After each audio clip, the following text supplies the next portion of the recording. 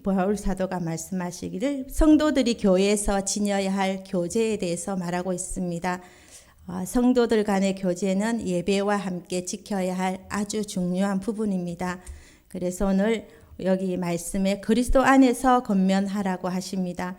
여기서 권면이란 곁으로 부르다라는 뜻을 가지고 있고, 바울이 교회에 대해 성령 안에서 하나님의 말씀으로 권면한 것처럼 성도들도 서로 하나님 말씀에 근거하여 권면해야 하는 것입니다. 둘째로 사랑의 위로를 말하고 있습니다. 위로란 설득하고 격려하는 일입니다. 사랑이 없는 위로는 진정한 위로가 아닙니다. 그리스도께서 교회를 사랑하신 것처럼, 그리고 바울이 빌립보 교회 성도들을 사랑하는 것처럼 성도들이 서로가 연약 가운데 있는 형제들을 사랑으로 위로해야 하는 것입니다. 이처럼 사랑의 위로를 잘하는 성도는 그리스도도 아주 잘합니다. 바울은 골로새서 2장 2절에서 말하고 있습니다. 이는 그들로 마음의 위안을 받고 사랑 안에서 연합하여 확실한 이해의 모든 풍성함과 하나님의 비밀인 그리스도를 깨닫게 하려 함이라고 있습니다. 또한 성도의 교제에 대해서 말하고 있습니다. 성도의 교제는 교회의 힘입니다. 성도들은 성령에 의해서 교회의 일원이 되었습니다.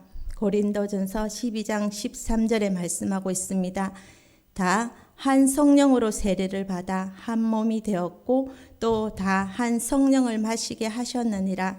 성령 안에서 교제한다는 것은 하나님의 뜻 안에서 교제함을 가리킵니다. 하나님의 뜻 밖에서의 교제는 아무 유익이 없습니다. 우리 하나님께서도 천지 만물을 창조하시고 항상 하셨던 말씀이 있습니다. 하나님이 보시기에 좋았더라. 그런데 아담을 만드시고 난 후에는 아담을 너무너무 좋아하셨지만 하나님께서 아담이 혼자 사는 것을 보시고 좋지 않게 보셔서 그에게 돕는 배필 하와를 지어주셨습니다. 하나님은 우리와 교제하는 것을 원하십니다. 또 하나님은 우리가 함께 공동체 안으로 들어오기를 권하고 있습니다.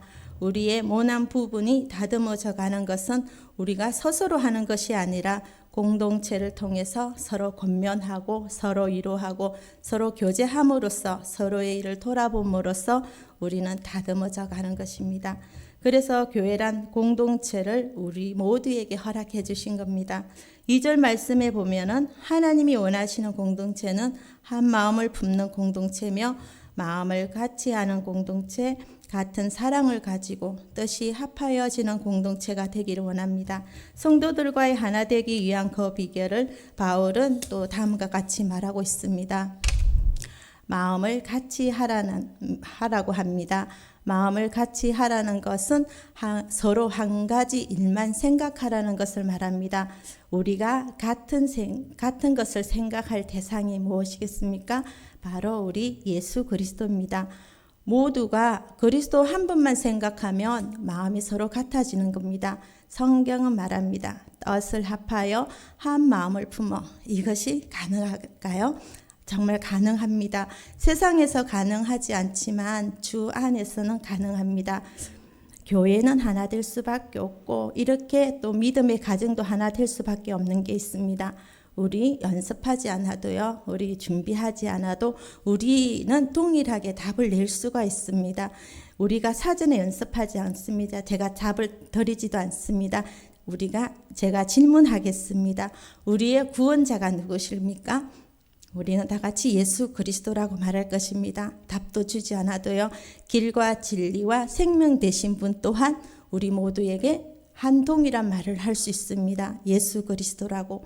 우리의 왕이 되어주신 분 또한 우리는 다 같이 예수 그리스도라고 말할 것입니다. 이렇게 답을 나누지 않고 의논하지 않아도 우리는 다 같이 이렇게 하나가 됩니다. 그리스도의 사랑이나 교훈을 생각하지 않고 각자 자신의 취향만을 생각한다면 결코 우리는 같은 마음을 품을 수가 없습니다. 또 뜻을 합하라고 합니다. 뜻을 합하여라는 말은 영혼을 같이 하여라는 말입니다. 우리는 지식으로만 같이 하는 것만으로는 안 되고 감정으로 해도 안 됩니다. 각기 다르게 살아온 인생의 색깔이 다르고 우리는 성격이 다 다릅니다. 가치관이 다른 우리 모두가 다 모였는데 한마음 품고 뜻을 합한다는 거 결코 쉽지 않습니다. 이런 말이 있습니다. 내가 배 아파서 낳은 내 자녀의 속은 부모도 모릅니다. 여기에 대한 속담도 있습니다. 천길 물속은 알아도 한길 사람의 속은 모른다고 합니다.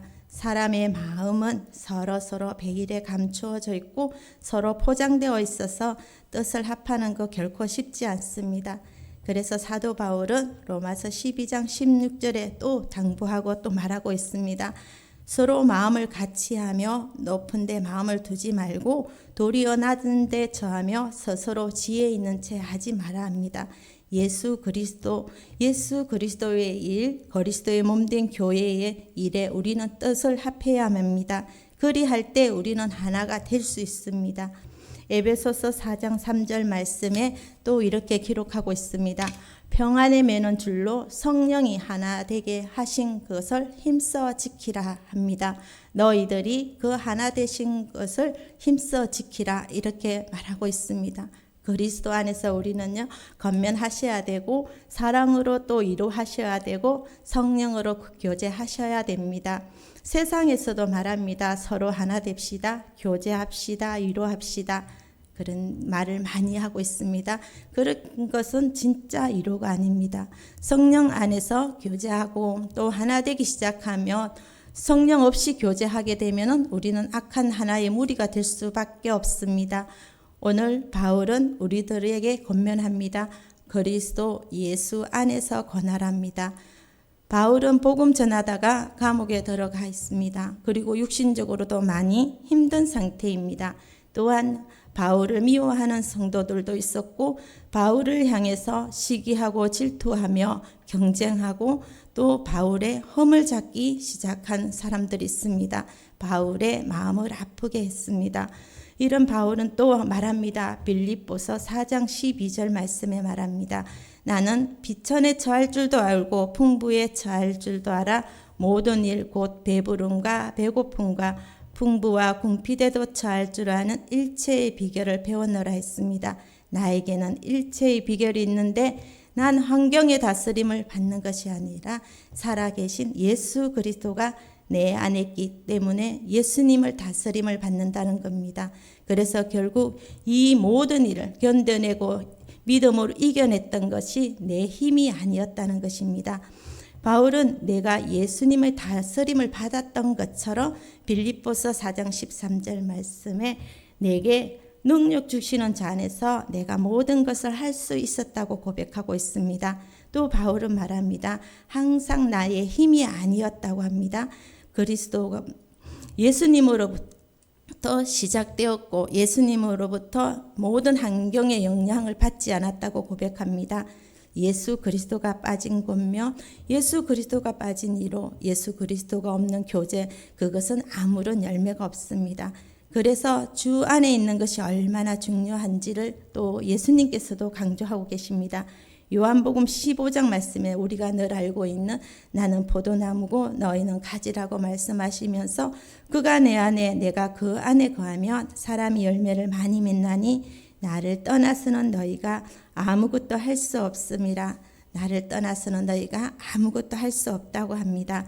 예수 그리스도를 떠나서는 우리는 교제할 수가 없습니다. 주 밖에서는 진정한 위로가 없습니다. 주 밖에서는 권면도 없습니다. 아주 중요한 것은 주님 안에 거하는 것입니다.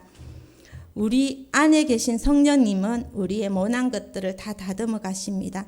내 안에 계신 진리의 성령님께서는 우리의 욕심을 보게 하시고 우리의 교만을 보게 하시고 나의 자랑을 보게 하셔서 이런 건 버려야 된다고 늘 우리의 마음에 권면해 주십니다. 그래서 우리 안에 계신 성령님께서는 오늘도 내가 좌로나 우로나 치우치지 못하도록 도와주십니다. 이것이 바로 그 역할을 하는 권면입니다.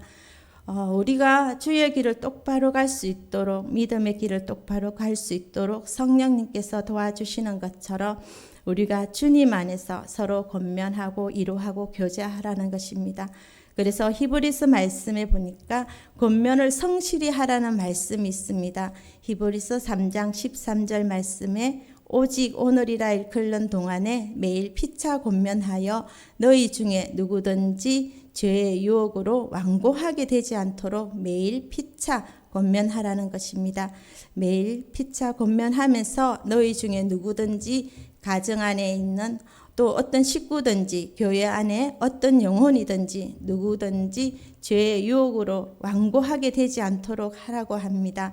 히브리서 12장 15절 말씀에 보면 특별히 은혜 안에 들어오지 못한 자가 없도록 손수 도와주라는 말씀이 있습니다. 너희는 하나님의 은혜에 이르지 못하는 자가 없도록 하고 또 썬뿌리가 나서 괴롭게 하여 많은 사람이 이로 말미암아 더럽게 되지 않게 하며라고 했습니다. 모두 다 은혜 속으로 들어오도록 도와주며 주변의 변두리에 숨어 있지 못하도록 다 같이 은혜의 공동체에 들어올 수 있도록 서로 도와주라는 겁니다. 그럼 은혜의 공동체 안에 들어오지 못하게 하는 것은 무엇이겠습니까? 우리 안에 무엇이 들어올 때 썬뿌리가 나기 시작하면 우리는 공동체 안에 못 들어오게 됩니다. 그래서 그 썬뿌리가 나지 못하도록 또 썬뿌리가 났으면 서로 그 썬뿌리를 제거해 주라는 겁니다. 가정 안에 썬뿌리가 올라오기 시작하면 시간이 해결되겠지, 알아서 다시 예배 드리면 되지, 다시 기도하겠지라고 하는 것이 아니라 뭔가 그 가정에 썬뿌리가 올라오고 있다면 결국 그 썬뿌리를 인해서 괴롭게 되고 우리는 더럽게 된다는 겁니다. 히브리서 12장 17절 말씀에 말합니다. 회개할 기회조차도 얻지 못하게 되는 것입니다. 축복을 이어받으려고 다시 회복하려고 눈물 흘리며 구하지만 버림받아 되어 회개할 기회를 얻지 못합니다. 우리 성령님께서 우리에게 이렇게 위로해 주십니다. 그래서 마음이 힘들 때, 낙심될 때 말씀을 들음으로 힘이 되고 위로가 됩니다. 문제가 많아서 가슴이 답답하고 힘이 하나도 없을 때에도 우리는 말씀을 통해서 힘이 나고 또 나도 하는 할 수 있어 기도할 수 있고 또 충만해지도록 도와주시고 또 우리의 무너진 무릎을 일으켜 세워주시고 우리의 축 처진 어깨를 다시 일으켜 세워주시는 것처럼 우리도 누군가에게 위로자가 되어야 하는 것입니다. 사랑은 오직 하나님의 사랑뿐입니다. 세상적인 사랑을 우리는 말하면 안 됩니다. 사랑의 본체는 우리 하나님밖에 없습니다. 하나님은 사랑이시라 그 하나님께서 그 사랑을 우리에게 보여주셨습니다. 빌립보서 2장 8절 말의 말씀으로 사랑이 무엇인지 성경에 기록되어 있습니다. 사람의 모양으로 나타나셨고 자기를 낮추셨고 죽기까지 복종하셨으며 그 곧 십자가에 죽으심이라고 했습니다. 이것이 사랑입니다. 사랑은 자기의 희생이 있어야 되고 자기 헌신이 있어야 됩니다. 자기 헌신과 자기 희생도 없는 그 사랑으로 위로하면 안 된다고 합니다. 말씀으로 위로해 주고 싶고 또 누군가를 세우고 주고 싶고 누군가의 영혼을 도와주고 싶은 마음이 우리 안에 간절히 있다면 그러면 내 안에 예수님의 사랑이 거합니다. 사랑은 희생으로 시작되고 헌신으로 시작됩니다. 나의 낮아짐으로부터 시작됩니다. 예수님께서 낮아지셨고 예수님께서 죽으셨습니다. 사랑의 위로는 내가 낮아지고 내가 엎드려지고 내가 죽으면 되는 것입니다. 예수님은 자신이 죽으심으로써 사랑을 표현하셨습니다. 우리와 하나님의 관계를 완전히 회복시켜 주셔서 하나님과 나 사이에 막혔던 모든 담을 뚫어주셨고 하나님의 자녀가 되게 하셨던 것처럼 사랑의 위로는 영원히 하나님께로 가까이 가고 다시 예배의 자리로 가게 하고 다시 기도의 자리로 가게 하고 다시 감사의 자리로 갈 수 있도록 도와주는 이것이 바로 진정한 예수님의 사랑과 위로입니다. 만약 말씀과 사랑이 없는 상태에서 교제하게 되면 오히려 그 하나됨은 하나 되지 못한 것만도 되지 못합니다. 그래서 예수님은 이렇게 말씀하십니다. 소경을 인도하면 둘 다 구덩이에 빠지게 되는 것이란다고 말씀합니다. 마태복음 15장 14절입니다. 만일 맹인이 맹인을 인도하면 둘이 다 구덩이에 빠지게 되리라 하십니다. 그렇기 때문에 누군가를 세우기 위해서 원한다면, 위로하기 원한다면, 사랑하기 원한다면 우리의 마음에 예수님의 사랑이 가득해야 되고 우리 모두는 성령의 충만함이 더해져야 되는 것입니다.